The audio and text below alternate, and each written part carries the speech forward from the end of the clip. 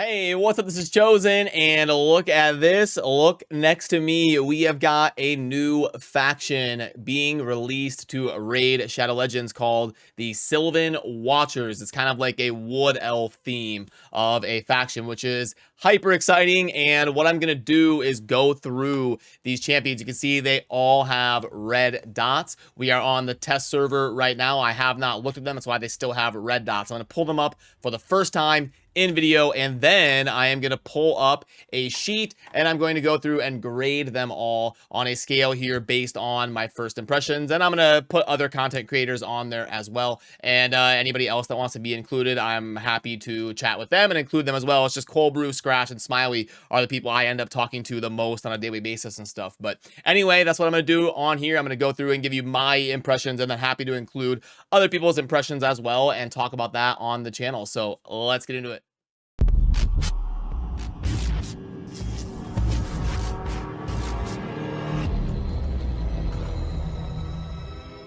Alrighty, so let's pop on in. We've got the third iteration into the Nyresian Union of Dwarves, Shadowkin, and now we have got the Wood Elves. Now, I will say, it's a little bit weird, isn't it, to have Dwarves and Elves in the same union? Aren't they typically against each other? I'm not an amazing lore expert or anything, but I feel like Dwarves and Elves don't typically get along very well or something. But anyway, that's standing out in my mind for some reason. I could be totally wrong. Let me know in the comments if I'm horribly off. But let's pull up these champions and get a first impression. Wow, that is a super cool backdrop. I love that. You know, I've been playing Raid for like 3 or 4 years, and the aesthetics still blow me away compared to other games in the industry, other games in the gacha market. There's nothing like this out there. So absolutely incredible faction here. Loving the aesthetic of this so far with like the wood elf nature theme. But okay, let's pop up the sheet for grading. I'm getting ahead of myself here. I'm getting too excited. Let's go over the way that I have them on the sheet here. And first up is going to be a Void Legendary named Aileel. And what are the odds that I'm saying that wrong? Oh, I don't know, 94%. I'm going to go with something like that. You mean not good, like 1 out of 100? I'd say more like 1 out of 1 million. So you're telling me there's a chance? Yeah! But Aileel is what it looks like to me. So, okay, Void Legendary, very important to get these right. I'm going to have to update the Void Legendary tier list. We've got base stats, looks a little bit squishy, huge base attack though of 1630, low defense, good speed of 105, the bumped up crit damage, and 30 base resistance with no accuracy. So hopefully does not need accuracy in the kit. And A1 is going to steal all buffs from the target the first time this champion hits them with this skill, and that can't be resisted. Okay, that's good. Hopefully we have a whole kit that synergizes with that. Each subsequent time this attack hits an enemy, no buffs will be stolen. Instead, the damage will be increased by 10% for each buff on the target. So it could be a super hard-hitting one, if hard-hitting A1 if we get good multipliers for that. And as far as like an opener in the arena or something, we're going to steal all the buffs from them the first time they are hit with the A1, which can't be resisted. So yeah, it's kind of fun and interesting for an A1. Then we get a single target that will ignore a bunch of stuff, including stone skin and ally protection and all that. So that's really cool. If this attack kills an enemy, fully heal the champion and place stone skin on them for 1 turn. That is a 3-turn cooldown. And then we get an AoE before attacking. Remove any increased defense buffs, and then down below we're also going to remove any strengthen buffs. Then we're going to replace them with the inverse of that buff. So we're going to remove all defense and strengthen, and then replace them with decreased defense and weaken. Wow, okay, that's pretty solid. Then we're going to also place a block of buffs debuff for 1 turn on enemies that are not under increased defense or strengthen. So kind of a good mitigation to at least get some value out of that ability. Even if you're facing teams that don't have anybody with increased defense or strengthen, we're still going to at least block buffs on them. The buff removal and all that stuff cannot be resisted. So good. It does synergize with the kit because we don't need any sort of accuracy on the champion. So you can build as a glass cannon or just a high resistance, tanky, sturdy champion that can do some damage, and either option will be open for you because anything that takes accuracy is not going to need it. Then we get a passive increase the champion's HP by 2,000 and defense by 100 for every 1,000 attack they have. So this person built as a nuker is probably going to have about 6,000 attack. So you're going to get a bonus of 12,000 HP and 600 defense. Okay, I mean, it's nice. It's nothing insane, but it's nice. And then we're also going to fill the champion's turn meter by 10% whenever they receive a buff. That is really good. That's an amazing passive. There's no cooldown on it or anything. We're just going to constantly snowball more turns. Then we get an aura of ally crit rate in all battles by 25%. So, okay, what do I think for a grade? I mean, the kit synergizes, do not need accuracy. I like that. AoE 3-turn cooldown, strips that. Does, again, I probably gotta know the multipliers. Steals, that passive's really, really good with no cooldown on it or anything. I would go like an 89 out of 100 on a 1. I think solid. But nothing like super incredible. If the multipliers are amazing, that could bump up to like a 93 or so. That's what I'm going to start there. I'll adjust this. I'll talk with other creators. I'll talk with other people in the community, but that's where we're going to go right out the gate. Then we have got Elva Autumnborn. So let's just do one of those and we're good to go. Okay. So we've got Elva Autumnborn, base stats, looks, okay, attack champion with high defense. That's a high base defense for somebody that scales with attack. So is this like, this gotta be a support. One enemy, continuous heal for 2 turns, the ally with the lowest HP. I mean, that's pretty meh. So these, the A2 and the A3 and the passive have got to be pretty good. 75% chance we can book that up to 100%. And we're gonna be an AoE cleanse, 3-turn cooldown, block debuffs, and increase speed. Yeah, that's a bonkers A2. 3-turn cooldown, AoE cleanse, block debuffs, and increase speed for 2 turns. That's crazy. That's a really good A2. The A3 is going to revive a target ally with 40% HP and 50% turn meter, then place increased defense and increased attack buff on that ally for 2 turns. 3-turn cooldown. I mean, it's a solid revive. It's not AoE, it's single target. It's all right. The passive, heal each ally by 10% of their max HP at the start of their turn. That's nice. Really good progression champion. You're getting the speed, the block buffs, or I mean the block debuff, sorry. The speed, the cleanse, the revive, and the constant heals. And then we're also going to place a perfect veil for 1 turn on the ally with the lowest HP at the end of the champion's turn.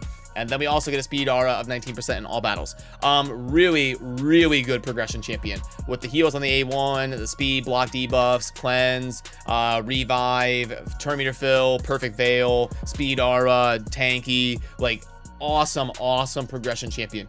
Far as a grade, it's really tough to do this. I just kind of go with my gut, my first reaction. Gosh, I'm gonna say like a 90. Seems good. Seems really solid. A lot of cool stuff going on here. I can't go like, 97 or 98. It's not like Duchess or something. But definitely a really solid kit, I think. Next, we've got King Galkabar. Okay, very cool. Base speed 108. HP. Okay, so definitely not going to be an attack champion, you wouldn't think. Well, it scales with attack, but but another support. Okay, so not a damage dealer. The A1, attack an enemy, place a shield buff for 2 turns on the ally with the lowest HP. The value of the shield equal to 15% of the ally's max HP. I mean, it's nice, but it's not this champion's max HP. So okay. And then we get an AoE, and we can book this to a 100% chance of removing all buffs. You got my attention. Place a 5% poison for 2 turns on each enemy for every buff removed. Also 80% chance of placing a block. Okay, so it's guaranteed to remove all buffs and then place a block buffs. That's, I mean, on a 3-turn cooldown, and then also placing poisons. Super cool. I love that A2. Then we're gonna remove. Then we also get a cleanse on a 3-turn cooldown with a continuous heal for each. But you have to remove debuffs to proc the continuous heal. And then we're also gonna place a shield for 2 turns, and that one does scale with this champion's max HP. Shielding is becoming more and more common, so it's not as crazy as it used to be a year or two ago. Still a nice ability. The base HP is not even 21k though, so it's not going to be some crazy shield like it is for Mountain King or something. The A2 is really good though. You know, I'd probably go with like an 85. Pretty solid. I like it. I like the A2, but I don't see anything like oh wait, I missed the passive. Whenever an enemy under a poison debuff attacks an enemy under a shield, we're going to instantly activate that, and then also activate a continuous heal buff on the attacked ally. That's pretty cool. I mean, I could go like 86 maybe. It's cool. I like it. Again, nothing bad about the champion. I just don't know if I can go like, I'm trying to be a little bit more picky and not just rate every champion super good. And then at the end, I'll adjust some of these numbers. Maybe I want to see the whole faction too. So next up is going to be ripping the red dot tape off of, and I should put the full names on here. So we've got, this is gonna be another one that messes me up, isn't it? Green Warden Rue Arc. So okay, and then I got to make this smaller so that it actually fits. And that's not going to work, but there we go. There we go. Okay, so we've got a defense scaling champion, 1500 defense, A1, transfer all debuffs from this champion to the target, and then heal this champion by 5% for each one. I mean, that's pretty nice for an A1, like constantly cleansing. That's pretty cool. Then we get the A2. So is this going to be a 3 and a 4 for the cooldowns? AoE decrease attack, and then also steal continuous heal buff that can't be resisted. Okay. But say taunt. Okay, so this is going to be one of the new or a new buff coming to the game. The way I currently understand it from what I've heard and seen on the test server is that taunt is going to be like the enemies are forced to target that champion. So meaning that it's a little bit different than provoke. In A, it's not a debuff. You don't have to have accuracy to land it. You can just place a taunt on yourself without needing accuracy, obviously. And then they can still do their cooldown abilities. They don't have to do their A1, but they have to target the champion with a taunt. That's the way I understand it. So it's kind of like a souped up version of ally protection, or a different way of thinking about ally protection. Then we're also going to get an increased defense and a strength on this champion for 2 turns. I would have liked to see that be 3 turns if this is a 4-turn cooldown. Passive, whenever an ally loses 10% or more of the max HP from a single hit, place a shield on them for 2 turns equal to 10% of the max HP. There is a cooldown of 1 turn, but it looks like you can book that to make that just constant. That's pretty big. I mean, going from a cooldown to no cooldown is a pretty massive single book. And it looks like, what, 3 plus 4 is 7... 9 10 books. Okay, cool. So then ally defense in all battles by 30%. I mean, it's I gotta give some points for scarcity. It's cool to have the new thing, taunt, tanky, high resist, good heals. I mean, I don't see anything game changing though. But the taunt is nice because they have to target with their abilities, and it's new, so I'm gonna go like 87 on this one, just because of the scarcity and the new mechanic. Could be really fun. Besides that, seems a little bit underwhelming, or at least nothing super special. And then we've got a few epics and a rare to go over. I'm gonna try to go a little bit quicker on the epics and rares, unless I see something just crazy. So attack one enemy, decrease speed. Okay, attack one enemy, defense down. So gonna be good for bosses because you're getting the speed and the defense down, and then 50% accuracy and crit rate on this champion, and then grant an extra turn. I mean, at least it's an extra turn. Is this a damage dealer scaling with attack? Yeah, I mean, good for bosses. You know, what do we do? Like a 74 has uses, but nothing insane. Dwayne, okay. Oh wow, that is a big champion, thick champion here. Okay, very cool. And then a 1 of removing 1 random debuff from all allies. That's what? Of removing 1 that's really good on an A1 for an HP scaling champion. AoE shield buff to this champion's max HP and increase the duration. Again, really good. Taunt on this champion. That's really good because remember that affects the whole enemy team without needing accuracy. Also, okay, so this is cool. Really good for an epic. Ally defense, base stats. The base stats are not that great, so I'd go like 81. Solid, but the base stats are a little bit of a bummer. Could have been like up in the mid 80s or upper 80s. Maybe if the base stats were a little bit better. Then for Die Thief, we got an Archer. Oh, and I'm gonna have to add again here. Strider, Die Thief. Okay, cool. There we go. And we've got. Okay. Oh, I like that cape. That's pretty cool.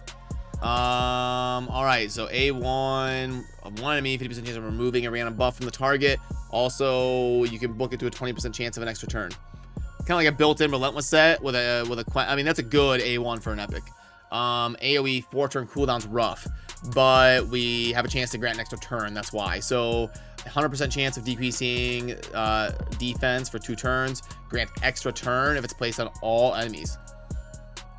I mean, that's pretty cool. I like that. That's this solid start for an epic. Then we're gonna grant an extra turn. I like that on buffing abilities. This is probably a self buff. Increased attack, increased accuracy on this champion. Self buff, 4-turn cooldown. 3 turns is nice. Okay, cool. And then accuracy in all battles with an aura. I mean, pretty solid. I like it. Can probably do decent damage if the multipliers are good with all the extra turns and stuff. Gonna be really good for faction wars. Yeah, I can go like 79, 80, somewhere in there. Pretty solid. Then we've got an Ornn and another one that I've got to add to my Celiac Priest Ornn. Priest Ornn. Okay, and boom. So this is a kind of a creepy looking one here. Okay. A1, attack one enemy 2 times, place poison, scales the HP, 20,000 HP. Okay, one enemy 2 times, each hit instantly activating poison. That's cool.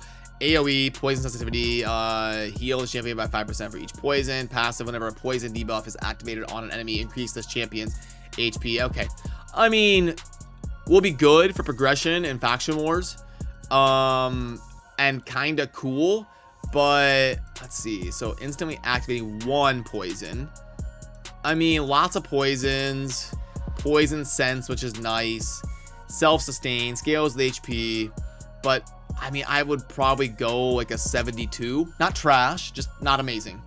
Ruella, okay. So this was kind of like the more standard look of like a wood elf maybe or something here. So we've got 112 base speed. Really squishy champion. 1 enemy 3 times, critical hit, stealing turn meter. You can book that up to 100% chance. Triple hitter, so you could do 15% turn meter. I mean, that's nice for an A1 with a high base speed. 1 enemy 3 times, each hit places defense down, weaken, and speed down. Wow, really? You can only book it up to a 75% chance. You could put sniper for 80. So the best you could get to is an 80% chance of placing defense, weaken, and speed down. I mean, again, though, that's insane for boss fights. Like, you're going to want to bring this champion in faction wars for the boss fights, probably. Or, like, your stage 21 farming teams, I would think, maybe. Fill turn meter of all allies and 30% increased crit rate. 3-turn cooldown. Accuracy in dungeons. I'd go, like, 75. I mean, seems pretty fun. And sorry about that. I believe I had the grading sheet off. I think I had the picture of the wrong champion and some of the wrong info on there. I think I got it mixed up when I was looking at placing it together. But I got Ruella fixed. So that's the champion we just did. The epic archer right here that we gave a 75 grade. And now the last one I got to do is Naya. And that is the one that I misplaced the info and the grade. So let's delete that. And let's start from scratch here on Naya. Oh, and another one I gotta fix. So let's go a dry add Naya. Okay, cool. And we've got A1. So we scale with defense. That's nice. AoE A1. Very good. Of decreased speed. Okay, cool. That's a pretty solid A1 for an epic. Remove all debuffs from a target ally, then heal them by 40% of their max HP. If the target of the skill is not this champion, decrease the cooldown of all. Of the target skills by 2 turns. That's really good for an epic champion to have cooldown reduction.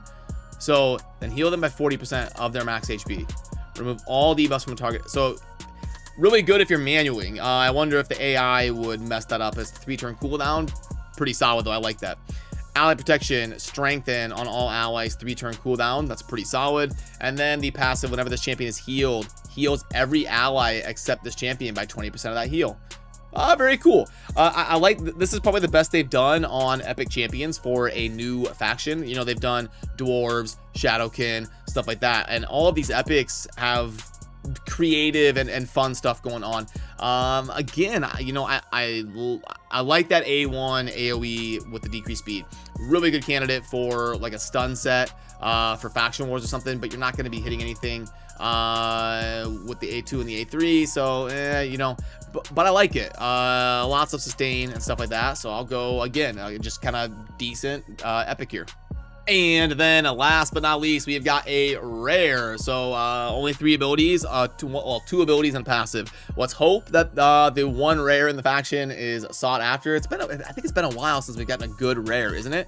Like we used to get reliquary tenders and stuff to the game. So hopefully we're getting a solid rare here. That would be kind of fun. The A1 block buffs. That's really not that bad for a rare. The percent is kind of low though. And then this one here is AoE of increasing the cooldown of a random skill on each target by 2 turns. That's actually on a 3-turn cooldown AoE. That is a pretty good ability for a rare. And then the perfect veil on the champion whenever they kill an enemy. That's kind of cool. I mean, it's definitely better than your average rare in raid. That's for sure. But let's see, AoE of increasing cooldown by 2 turns. That's pretty solid.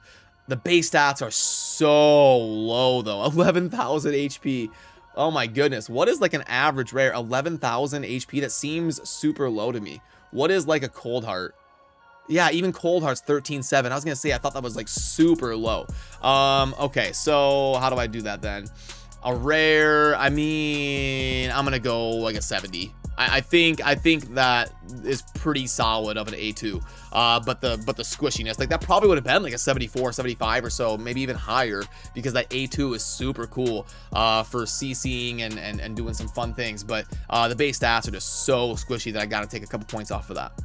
So, okay, that is my initial first reaction, gut reaction grades that I admit to you are maybe a little bit off and are going to change. But I do my best here on the channel to give you an authentic gut reaction to champions and my first impression. And that's what it ended up being. We've got some pretty solid legendaries, nothing like godly maybe, like a Duchess, but they're all very solid and very good for early to mid-game accounts and are going to be great in helping finish the Sylvan Watchers faction wars. And then some pretty cool and creative epics and also a decent rare. So all in all, looks pretty exciting to me. Let me know where you agree, where you disagree, the numbers that you think are off, and I'm going to try to get different opinions on here, maybe change mine, evolve my opinions. We're actually working really hard on completely recoding the entire tier list project that we've been doing, so it's been a busy last week or two on that, but we're hoping to have that done soon, and we're going to obviously have to add all these champions on there as well. And I am probably sleeping while this video comes out because of when the content is allowed to be shared with you and all of that. But yeah, would love to hear your opinions down below, and hopefully see you soon on stream to discuss some of the stuff and have some channel polls and all that type of stuff, so we can figure out exactly how all of these new and exciting champions are going to shake out with the new faction Sylvan Watchers. So that will do it for me on this one. As always, thank you for watching. Remember to subscribe on your way out if you enjoy Raid and Shadow Legends content. I'll see you soon in the next video. Peace.